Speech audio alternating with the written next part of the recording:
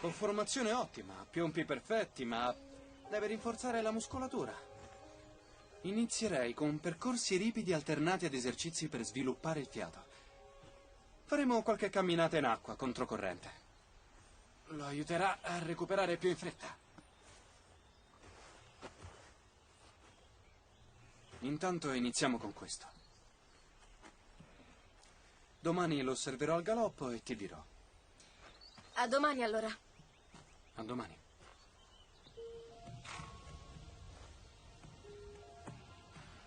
Ehi, che dovrei fare ora? Stai tranquillo e aspetta. Sarà dura, ma ci proverò. Come si chiama?